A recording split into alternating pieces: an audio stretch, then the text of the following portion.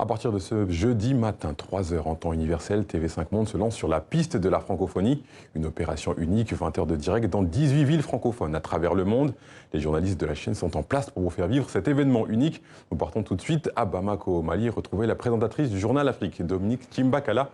Dernier préparatif, vous êtes déjà sur place. Quel est le programme pour la piste de la francophonie à Bamako? Bonsoir Salahedine. Bonsoir. Ben oui, comme vous voyez, je suis déjà sur le site, sur les berges du fleuve Niger à Bamako. Et c'est donc ici qu'on va vous accueillir demain avec mon confrère de l'ORTM, la télévision publique, Sidiki Dembélé.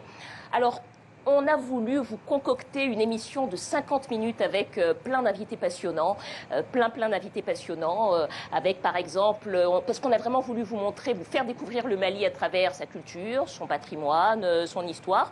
On ira visiter, par exemple, le musée national de Bamako qui, vous savez, ce musée, en plus d'avoir des pièces exceptionnelles du néolithique, de la préhistoire, a aussi une très belle collection de textiles traditionnels. Le bogolan, par exemple, vous savez, cette étoffe qui est faite avec des teintures d'argile et qui peut-être un jour pourrait entrer au patrimoine de l'humanité. En tout cas, il y a une initiative en ce sens.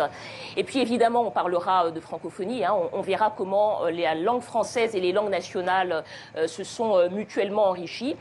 Et pour parler de ça, eh bien, on sera entre autres avec des écrivains et aussi avec un griot, mais pas n'importe quel griot, puisque c'est le griot des familles fondatrices de Bamako. Il sera demain avec nous à 9 h, heure de Bamako, 9 h, temps universel. Et on vous attend nombreux. Un magnifique programme. Est-ce que la francophonie est un enjeu au Mali, Dominique ?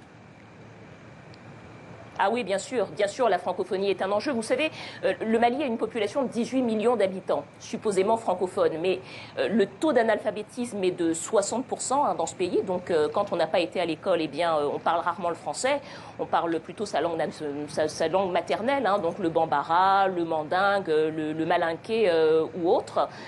Et jusqu'à présent, quand même, jusqu'ici, eh bien, le français reste encore un gage d'ouverture sur le monde. Donc oui, résolument, la francophonie est un enjeu de taille, en particulier dans ce pays qui est frappé par une crise politique et par une crise sécuritaire. Merci Dominique et à demain. Je vous rappelle que la piste de la francophonie commence à 3 h du matin en temps universel. 18 destinations, dont 8 capitales africaines, Casablanca, Tunis, Le Caire, Bamako, Porto Novo, Yaoundé, Kigali et Dakar. Et c'est sur TV5 Monde.